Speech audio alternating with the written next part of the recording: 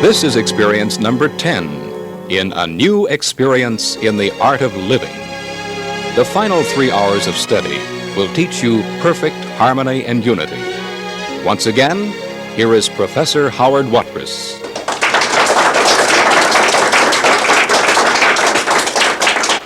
I would like to be a could be if I could not be an are.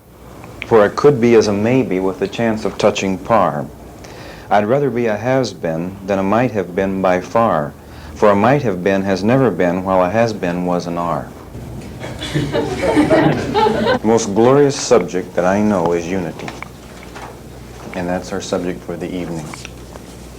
Unity is beautiful because it gives you heaven on earth, it gives you peace, it gives you contentment, it makes you financially independent, it gives you all the friends that you will need, it blesses you with the 7 A's, and it makes you so that you are in a condition of life where you don't need much of anything. In other words, it solves the franticness of our need structure. Now, once we solve the franticness of our need structure, can we begin to plan our lives? I mean, I don't have to work this week to pay the bills. I don't have to be nice to this guy to make him like me. When I say the franticness, I mean the have to is taken out of life, the struggle. And a way to illustrate this, if I had pneumonia tonight and I was in an oxygen tent, I would be living in the condition of life where I'd need the oxygen. Would I be able to be a real, cheerful, happy-go-lucky guy? No. Well, another way to put it, has oxygen been a problem with anybody here today? Now, if you've been able to solve some of these minor problems, can you go on to the more important things of life? And unity does this for you. I have something that I copied, which will, I think, explain what we're going to do tonight. And I know good and well that what we're going to learn tonight, any of us here can make $1 million, even though that'll be a byproduct. That's the result of what we're going to learn. Here's the actual quote. "The honest and honorable man who obeys the law and has 2 cars is not preventing another man from having 1 car. The man who owns a good house does not thereby force another man to dwell in the slums. Generally, men who are free do not remain economically equal. And the men who remain economically equal are not free." Do you want freedom tonight? Or is this one of the things we believe that is good? Right? What are you going to have if you have freedom? The more you think about it, the more you'll see that what I am showing you tonight is going to cause the lack of equality more so than what we have already. Now, unity involves more than one person. What we want to go into tonight is how I can take 2 or more people and make them 1, so that any one of the group is the same as any other one in the group. What we want to do tonight, then, is to allow a door-to-door salesman to knock on the door, and for you to be out of town and for you to be able to answer the door at the same time.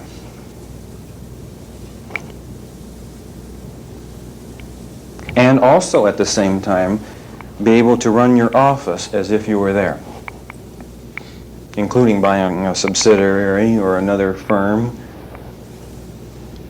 We're saying then that there is one problem we have to overcome to be successful tonight. You've got to overcome time and space. As long as you're under the jurisdiction of either time or space, you have to be subject to these 2 factors, and can you truly be free? Have you ever heard somebody say, if I could be 2 places at the same time, I could solve some problems? Well, tonight we're going to find out how to be 2 places at the same time. In fact, I'd like to show you tonight how to be 100 places at the same time. And furthermore, not only will you be 100 places at the same time, more of you will be there than if you really were there.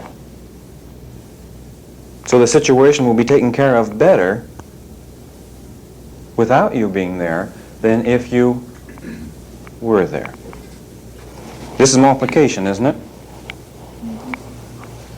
Would you like to know how many places I am right now? You think I'm here. 1, 2, 3, 4, 5. I'm 5 other places right now. And it's better that I'm here and I'm not there, because it is being done better that I'm here than if I were there. Now, does that give me a good feeling? To know that I could be somewhere else and not do as well a job as I'm doing right now. In other words, do I pick then which place I want to be? All right, I have picked the place where I cannot find anyone yet to fulfill this role. You say, oh, is that possible? It's always possible to find somebody to do what you're doing. Always remember that. In other words, no matter how important a job you're doing, I can find somebody who can do the job just as well as you can do it. Then are you free to go on to something else? I should correct that. I don't find them, I make them. In other words, I train them to be the image that I am. Now, we're talking basically tonight being able to form an organization of carbon copies, rubber stamps, puppets. I'll use all the bad words together here.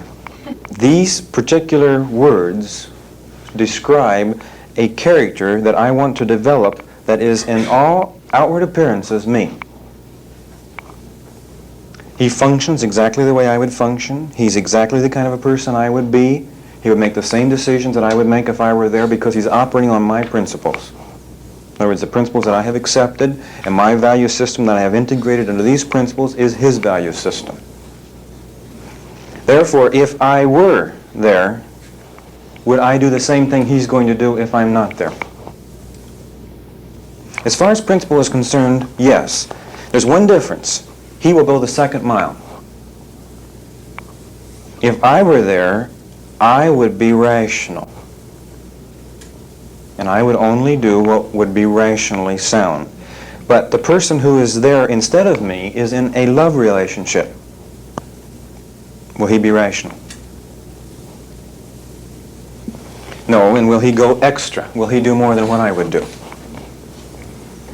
I've had several situations this week of people that were in the female role underneath me, and there have been certain crises come up in this particular endeavor, and they have solved them without me even knowing that they occurred, and I've heard about it after it was all over. And in 3 of them that I'm thinking of that happened just this week, they did things that I wouldn't think of doing.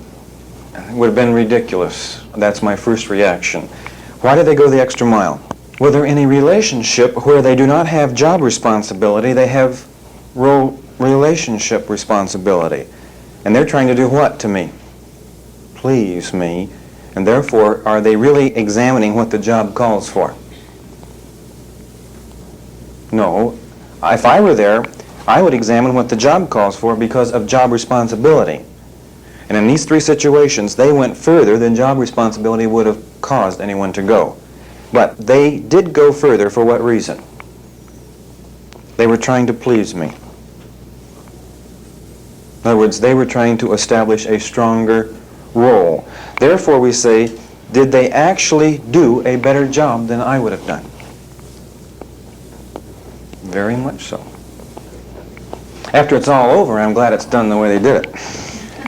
Because now it'll be a better situation and we can operate a lot better. In other words, I would have set up really obstacles for myself in the next week, because I would have said it would have been more practical to do it the next week than this week under this situation.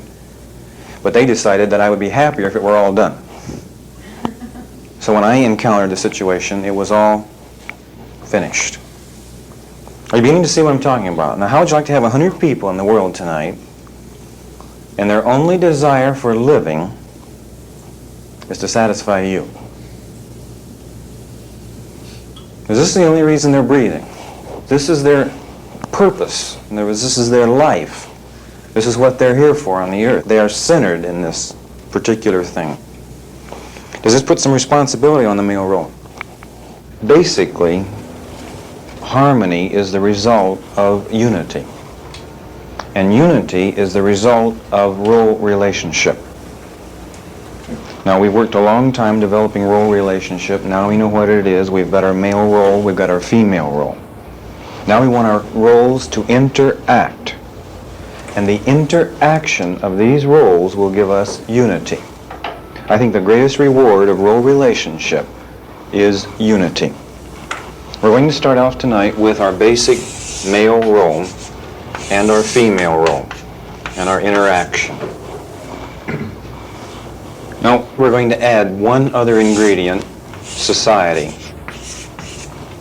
We have the fulcrum point at point A. And we have a balance then of our male and our female roles. Now, as we mentioned on the role relationship evening, there is the dormant judge role. This is not in the universal law of role relationships.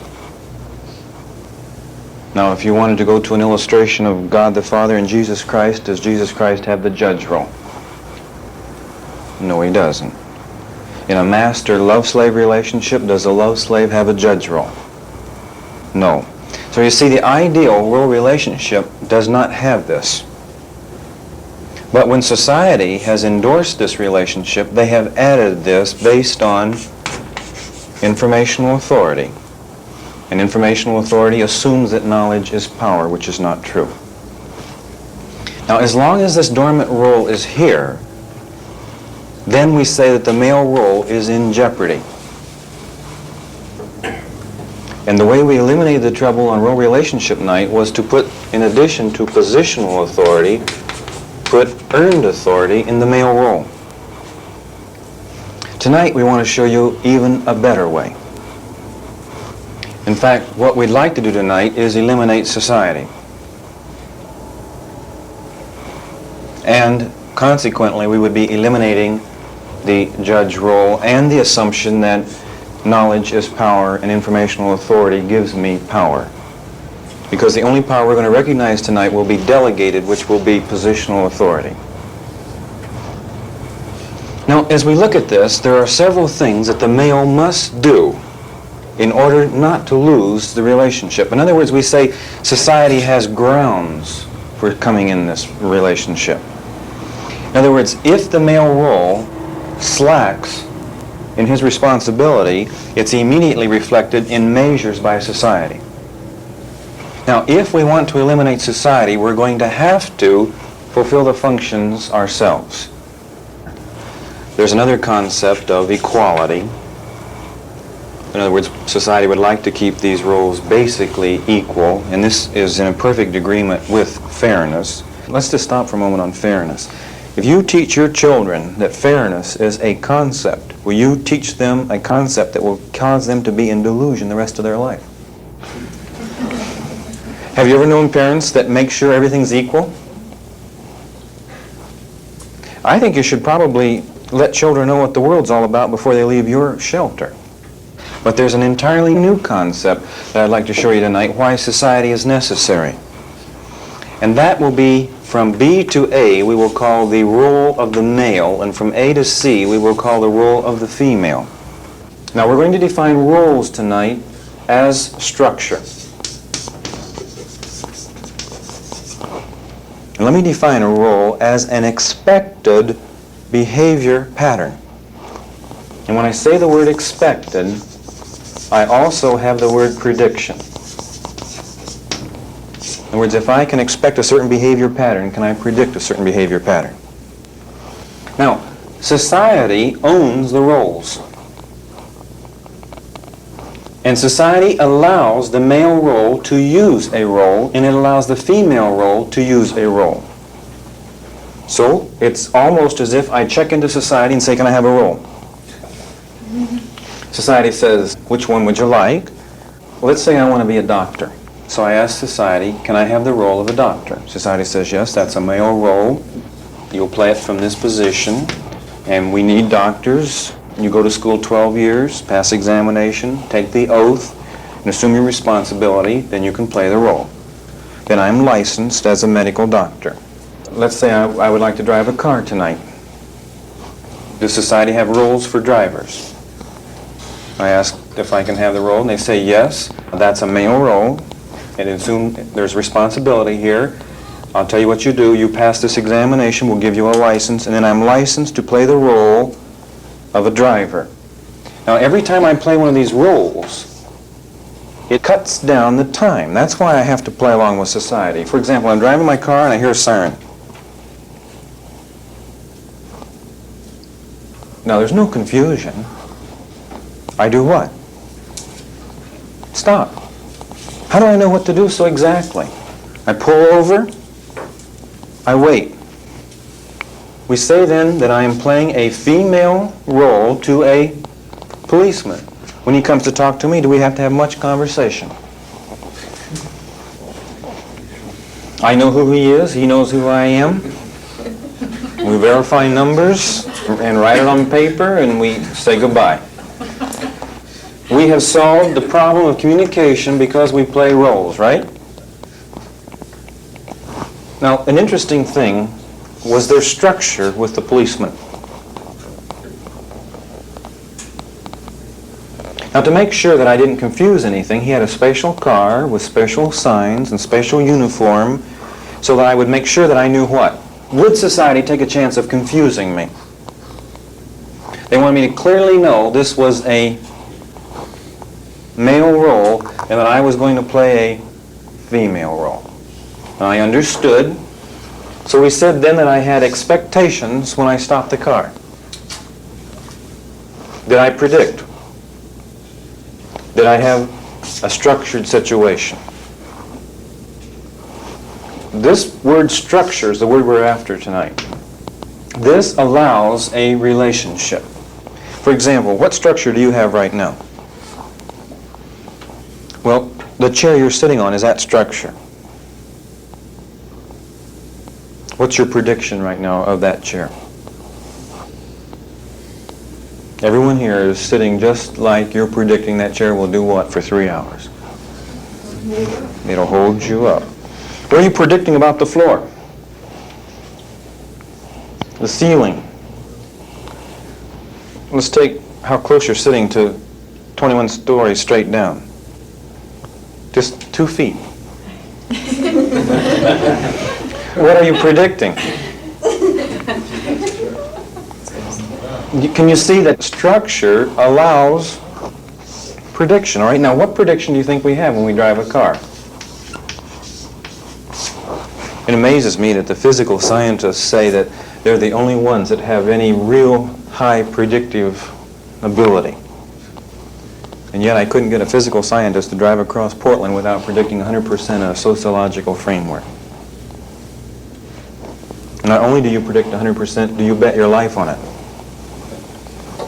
Come up to a green light. Do you look either way? You go right straight through it.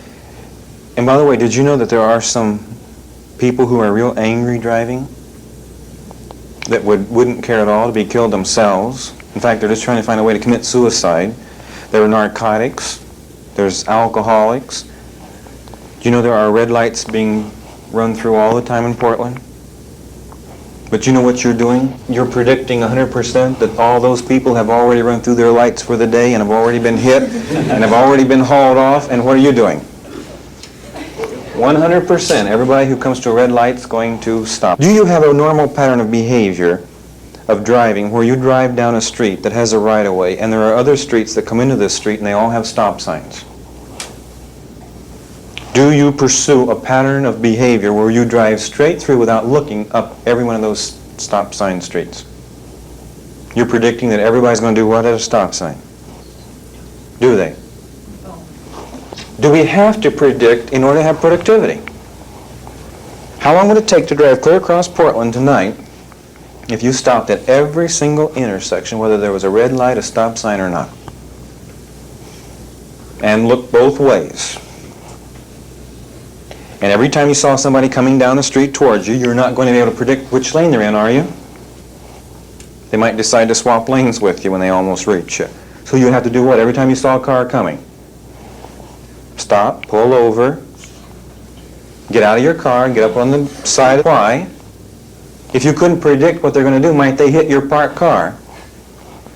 I'm trying to relate everything tonight to productivity. Now, for me to be productive in a car, I have to move that car from one part of Portland to the other part. Do I have to predict 100%?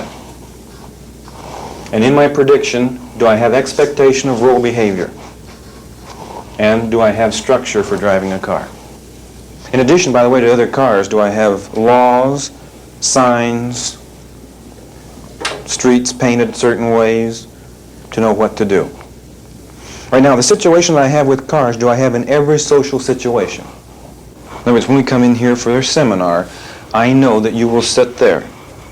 You will not stand on the tables. You will not turn your chair around backwards. And you know that I will come up here. In other words, we are doing many things tonight almost unconsciously. And we're predicting each other's behavior. If we did not have these roles, we might spend a year trying to figure out what to do. Can you see the confusion that would result? The role allows two strangers who've never seen each other before actually carry on business because they are playing the roles that society has set up. Now, there's only one thing that society requires of you when you use one of society's roles. That's conformity. When I get my driver's license, am I now being licensed to play a role in our society? The role of a driver. What's the requirement? I've got many rules to follow because they want to make sure that I conform. They even give me a test before they give me the license to make sure I know what they want out of me. Right now, as I conform to all of these rules, can somebody else predict my behavior? Now is it safe to drive across town? Because everybody is trying to conform to their own roles so everybody else can predict their behavior. So we say that rules are necessary in a society for two people to talk because of the economy of time. We would waste the entire evening if we did not know that you were a student and I'm a teacher. But just the fact that we know that, we can go right to work. When I walk into a drugstore, there they know I'm a customer. In other words, the minute I open a door of a drugstore, I become a customer. Have I asked society for a role? Would you like to know how much conformity they require of me? I was in a drugstore that had been there for many years. And I looked in front of the counter, and it was just amazing to see this. 6 to 8 inches from the counter, there were worn places in the floor. And I noticed as I walked up, I put my feet in the same holes. Was I conforming? You know, when I came into this drugstore, I was in a hurry. I had run a half a block. Now, I was allowed to run there because I was not playing the role of a customer. But once I opened the door of the drugstore, could I run? How many here have ever run in the drugstore? Society says no. It says if you're going to play the role of a customer, you do what we tell you. So I walk. I might walk fast, but I'm still conforming. I walk up to the counter in my proper 8 to 6 inches, and I smile. Whether I feel like it or not. Now, if you wanted to measure the voice of all the people who came in there, there would be a definite decibel range. Why don't you whisper? Why don't you yell? That would not be conformity. Now, I ask her for whatever I want. I give her my money, and when she brings me the change, would you notice where my hand goes? What if I put it clear across? I would disturb the entire situation. She'd stand back. She wouldn't be able to count the change correctly. She'd wonder what was wrong. She might even think I was grabbing for her. She might scream. Now, as I put my hand halfway across, notice the elbow will go exactly at the edge of the counter. And she will put the change in my hand. Will she touch my hand? She's not allowed to. Well, she has a sudden urge. It's not allowed, because that would not be conforming. Now, let's assume that I'm a red-blooded American, and she's just beautiful and charming enough to be Miss America. Would it be normal and natural to want to look? Am I allowed to? For how long? As soon as she gives me the change, I'm allowed one little exception here. I could count it. But as soon as I've had my allotted time to count it, I must put it in my pocket and turn. And I walk out. There's a popular song that was out a few years ago. I met a $1 million baby in a 5 and 10 cent store. And one of the lines in that song is, I kept buying china until the crowd got wise. He was doing what? He was conforming, but he kept making many trips. So each time he got the change, he was allowed a little look. But then eventually society said what? When the crowd got wise, the crowd was society, and the crowd got wise, then he was no longer allowed to play the role of a customer. Because society began to think what? He's playing a different role, and was he doing it the wrong way? In other words, society would say, if you're going to play this role, go get a friend who knows both of them and be properly introduced. Now, we could go on and on. It would amaze you that you are conforming to the nth degree. Oh, by the way, when I reach the door of the store, I run again. Because I'm still in a hurry. But I'm playing a different role than customer when I reach the sidewalk. By the way, it's interesting that even if I'm on the sidewalk and I'm in a city, do I really run there either? You try going downtown and running. You feel the strangest pressures. We tell the roles by the clothes you wear. Now, in very specialized roles, such as police, nurse, they wear special uniforms to make the prediction easy. I know one lady who told me she's a very qualified registered nurse, and there was an emergency came up, and she rushed into the hospital with this emergency, and she thought the emergency was so important that she wouldn't take time to change into her uniform. This is a logical conclusion. All right, now, as she was trying to help the doctor and trying to work with the patient, there was so much confusion evolved from this that the doctor turned around in exasperation and says, even if they die, go change into your uniform. In other words, they could not carry the actual procedures of treating this patient with her in street clothing. So we say that the men you're describing are really in uniform.